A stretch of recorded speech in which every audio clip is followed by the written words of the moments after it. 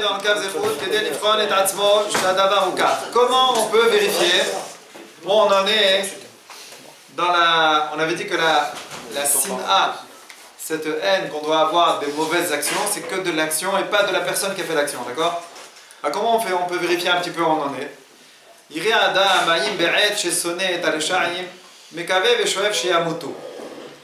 En vérité, quand on voit quelqu'un, soi-disant, qui fait du mechalel, quelque chose de la Torah, et on est énervé à cause de ça contre lui, est-ce que quand on est énervé, est-ce qu'on va très très loin dans notre pensée? Chez Yamoto, qui meurt, Yikashlou, qui tombe, qui se fasse éclater, ou non? Il est énervé, mais il ne souhaite pas des choses graves à la personne qui a fait ça. Quand tu arriveras au stade où tu arriveras à haïr l'action et pas celui qui a fait l'action,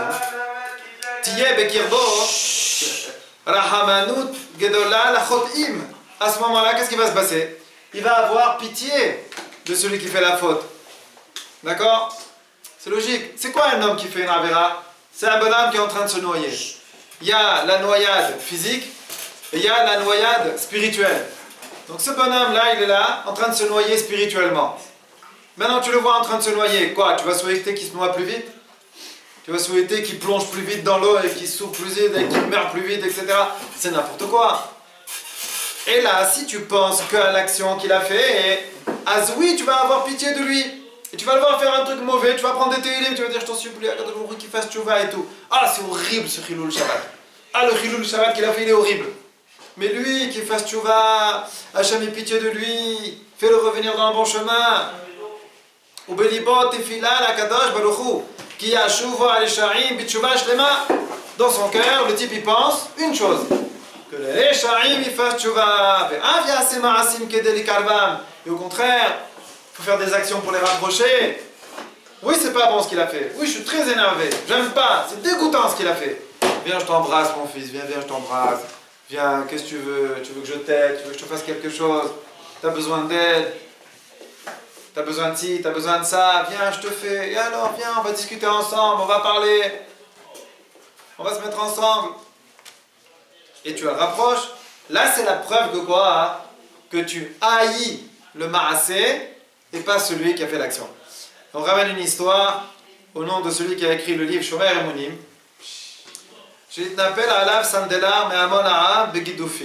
Un jour, un cordonnier, il a insulté. Il a massacré. Il lui a rien répondu. Et Hazman, après un temps, arrive Kippour. Qu'est-ce qu'il a fait, le Rav? Il a pris un de ses élèves avec lui. Et ils sont allés proche de la maison du cordonnier. Mais bon, en arrivant, le Rav lui a dit Zezman Rav ça fait longtemps que je ne t'ai pas vu. Mais Vinani, peut-être que tu as quelque chose contre moi. La reine Bati, c'est pour ça que je suis venu. Le jour de Kippour, pour te demander pardon. À l'envers, hein, il lui a fait à l'envers. Le cordonnier, quand il a vu comment le Rav il vient, il s'approche de lui, ça anava, etc.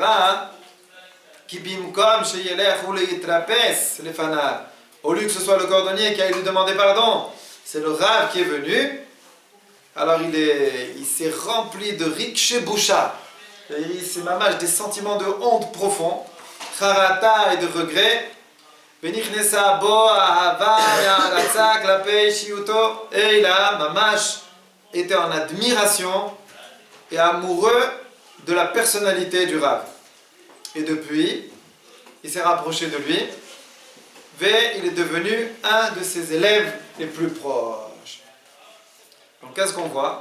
Si ce Rav, il avait eu une akpada, une rancune, une haine contre le bonhomme, Atzmo qui avait mal agi, jamais il aurait pu venir comme ça le jour de Kippour, la faire à l'envers. Et là, toute sa haine, elle était par rapport à l'action. L'action, elle est mauvaise. On n'insulte pas un juif. On ne crie pas sur un juif. On ne parle pas mal d'un juif. Aval, la personne en soi, non, je l'aime. C'est quoi la preuve? Il est capable de venir devant lui, lui demander pardon, etc., pour le rapprocher. Et ça a marché. Bon, c'est une ravoda de malade. Mais c'est ça tout le but.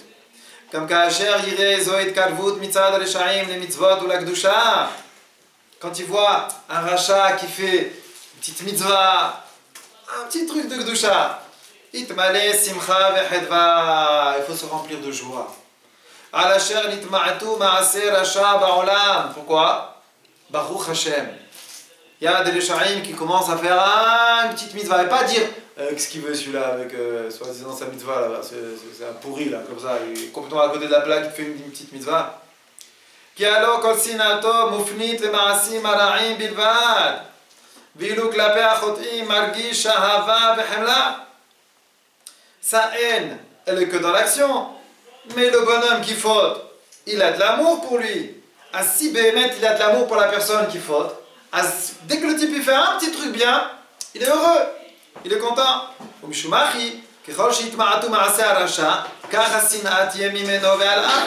Et plus le rachat il va faire des mitzvot, il va donc diminuer les mauvaises actions, et plus la haine elle va diminuer. Qui a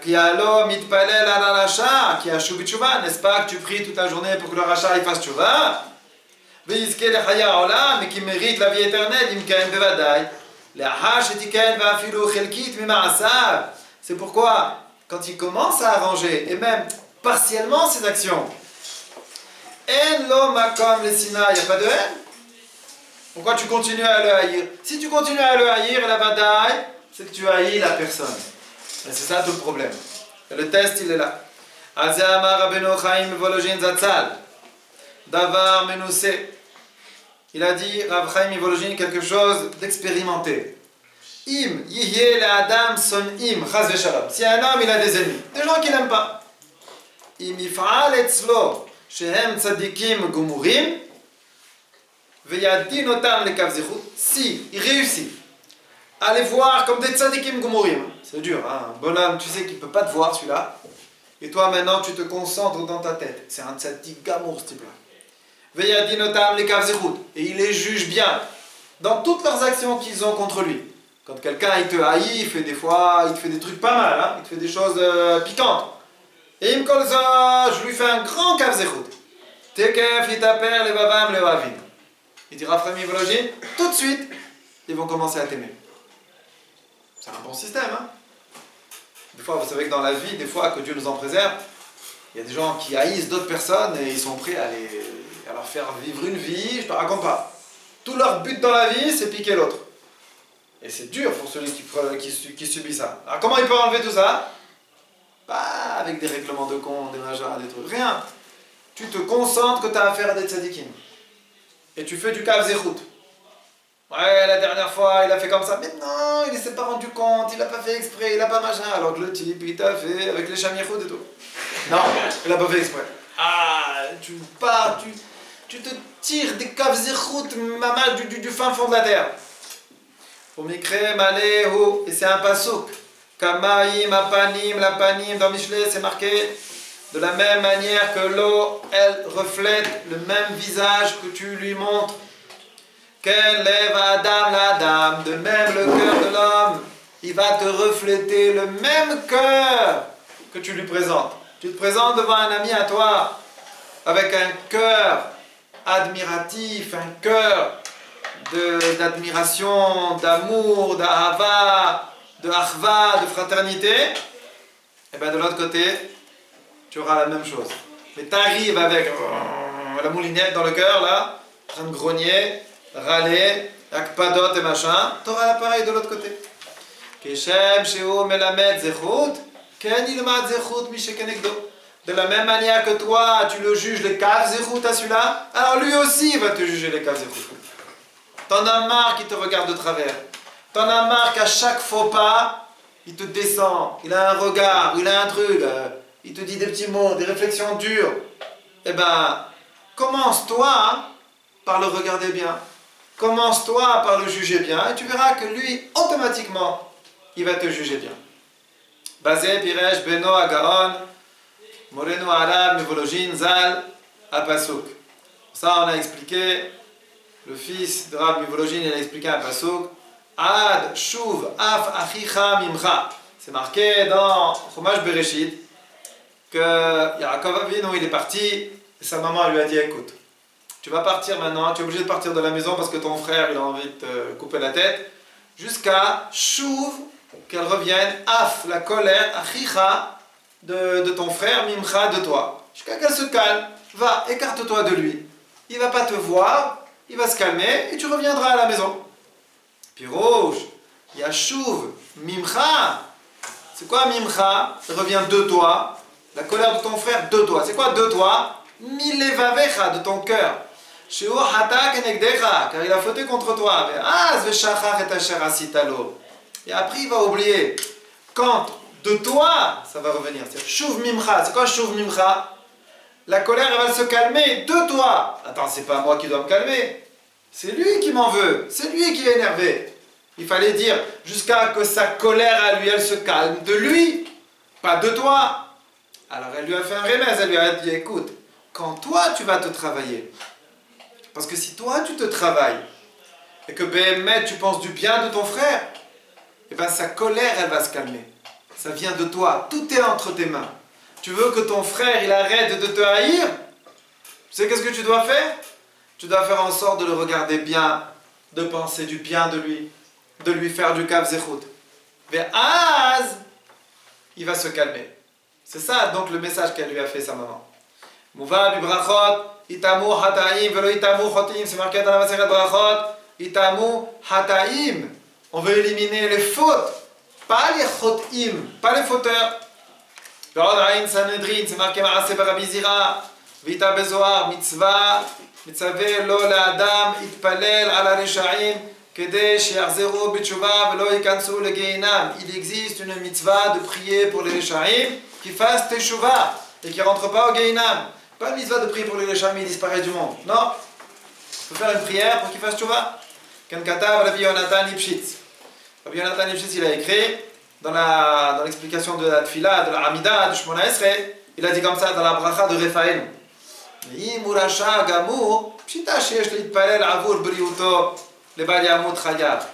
Il dit si quelqu'un il est rachat gamour, est-ce qu'il y a un lien de prier pour qu'il guérisse? Un rachat gamour il est malade. Est-ce qu'on doit prier pour lui pour qu'il guérisse? D'accord? Il dit c'est pshita, c'est évident qu'il faut prier pour sa santé. Les Baliamut Chayab, afin qu'il ne meure pas. Chayab, là maintenant il est dans un état lamentable spirituellement. Qu'est-ce qu'il faut? Qu'est-ce que tu vas maintenant? Il est malade, alors tu vas prier pour qu'il meure? Et quoi, il va mourir Chayab? Chas v'shalom. Alors on prie pour lui, pour qu'il guérisse et qu'il fasse tchouva. Ah, peut-être maintenant il va redevenir en bonne santé. Yetaken Asher Shihet, il va pouvoir réparer le mal qu'il a fait. Ve'adiom Moto, et jusqu'au jour de sa mort, Yechakelo Ula Yashuv. On va l'attendre, peut-être qu'il va faire tchouva. Donc c'est évident qu'il faut prier pour quelqu'un qui est rachat, pour qu'il guérisse. Mais s'il meurt sans tikkun, on a perdu un élément de ce grand corps extraordinaire qui s'appelle Am Israël. Nous sommes tous les éléments d'un grand corps, d'un ensemble uni, soudé l'un avec l'autre, qui s'appelle Am Israël. Et s'il y en a un qui meurt sans avoir fait tchouva, ben il y a un manque dans le groupe. Le club il n'est pas au complet. Et ça dérange. Et c'est très embêtant. Il faut qu'on soit au complet. Et s'il meurt sans tikkun, le corps, ce fameux corps, il est pagoum. Et la shrina elle ne réside pas sur un gouf pagoum. Am Israël, c'est un bloc. Pour que la shrina elle réside dans le Am Israël, il faut que tous on soit bien. Pas 2 ou 3 c'est des bombes et le reste n'importe quoi. Non, il faut que tout le monde, un par un, chacun de nous a sa place irremplaçable. Même un gadol adore, il ne peut pas te remplacer dans ton rôle sur terre. Il a beau faire, prier, étudier 10 fois plus qu'il ne peut, il ne peut pas te passer de son étude, il ne peut pas te donner de son étude pour toi, et toi, t'es pas tour, c'est bon, n'étudie pas. Non, chacun de nous, il a son rôle. Et si on ne remplit pas son rôle, ben on fait en sorte que Am Israël, pas goût. Il y a un problème, il y a quelque chose qui ne va pas. Et la Shrina, elle ne peut pas résider sur Am Israël s'il y a un petit manque de rien du tout. Ah mais on a des gdoléadors, c'est des bombes. C'est des bombes atomiques, il faut 1 milliard de juifs chacun. Non. Chaque gadolador, il vaut un juif. Chacun de nous est important. Chacun dans son rôle, chacun à son niveau. Tout ce qu'il fait, il ne faut pas se laisser aller. Il ne faut pas se dire ouais, mais moi je suis comme ci, moi je suis comme ça, et je fais pas trop ça, et je fais pas trop ci, c'est pas grave si je rate ça. Non! Tu dois faire le maximum, parce que ton maximum à toi, il est hyper fondamental pour Am Israël. Il y a encore une autre raison pourquoi il faut prier pour un rachat. Afilou chez Adam rachat, qui est Misheye Yesh Ritra Bemoto. Arrête, c'est marqué que quand un juif il meurt, il y a Ritra. C'est quoi Ritra? D'où ça vient? De quel mot ça vient? De rotéar. Rotéar en hébreu moderne, ça veut dire bouillant. Il y a Ritra, ça boue. Qu'est-ce qui boue au moment où un juif il meurt?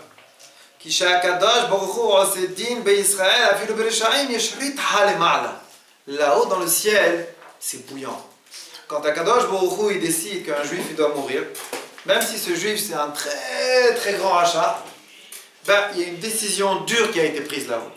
Cette décision, ça s'appelle une décision du din. C'est le din.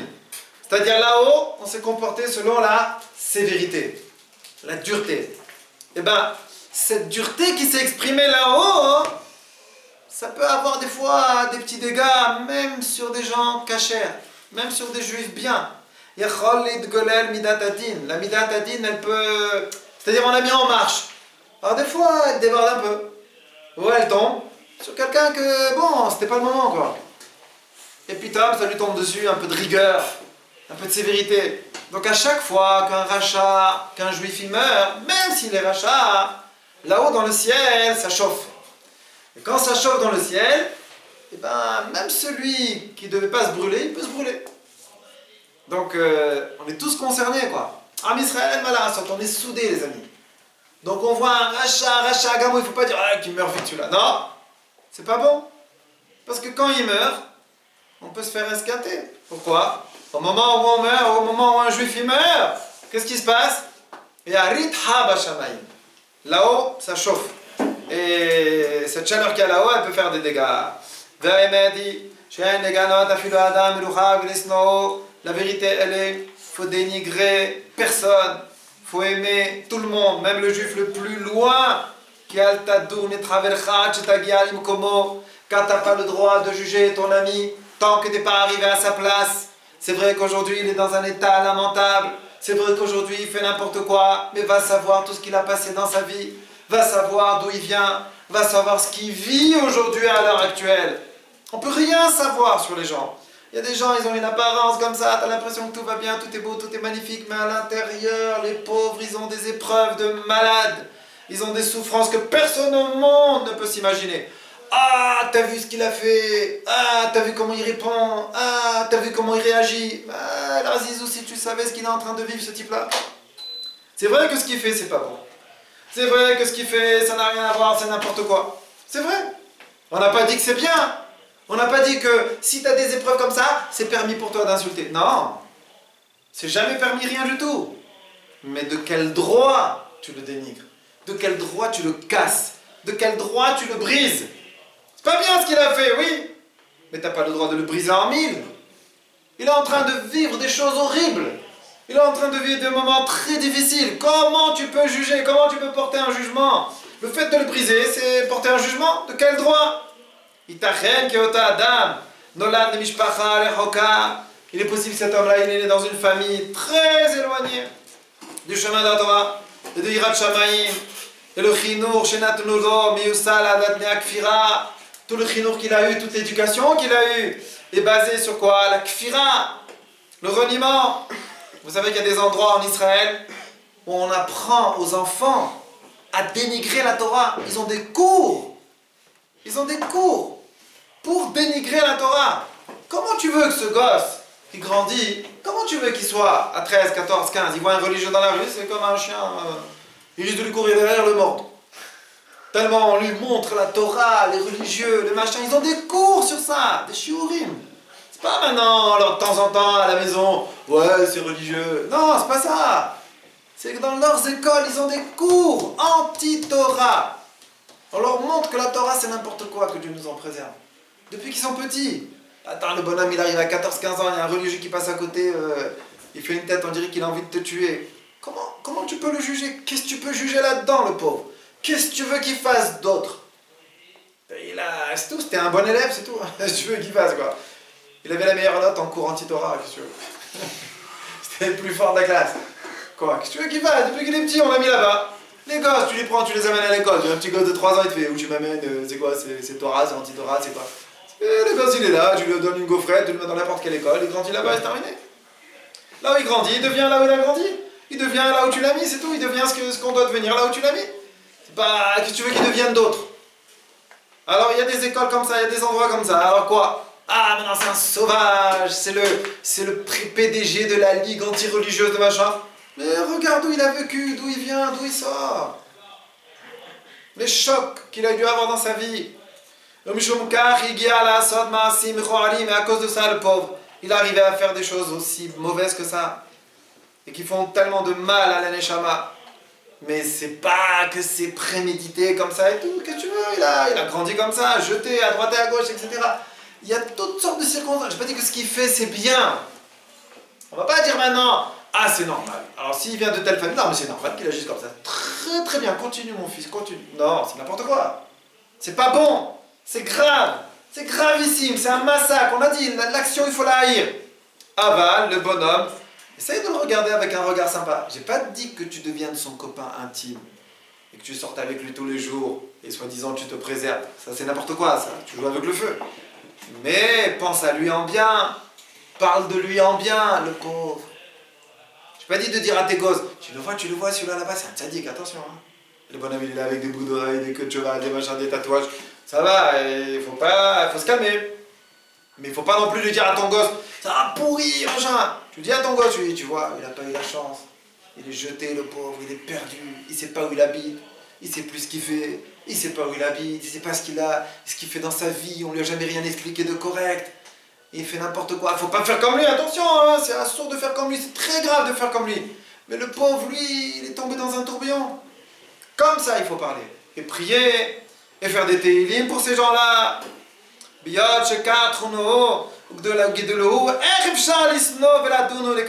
l'a éduqué comme ça, on l'a fait grandir comme ça. Comment tu peux pas le juger? Alors le Yitsuya, si maintenant ce type-là que tu es en train de descendre, il aurait grandi dans une famille, etc., spirituelle, de Torah, et dans la même ambiance que toi, dans la même sviva, dans la même atmosphère, petit cocon familial, machin, etc. Alors quoi? Qu'est-ce que t'attends de lui? Mais maintenant qu'il aurait été même mieux que toi. Si ça se trouve, il aurait été mieux que toi aujourd'hui. Qu'est-ce que tu es toi aujourd'hui? Alors de quel droit tu te permets comme ça de mal juger? C'est pour ça qu'il faut faire très très très attention. Et c'est un entraînement à avoir. Il faut faire attention, de ne pas se laisser aller. C'est pas parce que des fois on voit comme ça des gens à droite et à gauche qui font des choses bizarres. Tout de suite, il faut boum, taper parce que oh, chez nous, on n'aurait jamais fait une chose pareille. Non, c'est pas bon. Chez toi, chez nous, chez toi, chez moi et machin. Pense aux autres, pense à ce qu'ils ont vécu, où ils ont grandi. Et Hachem Mizakeno de regarder toujours d'un bon oeil.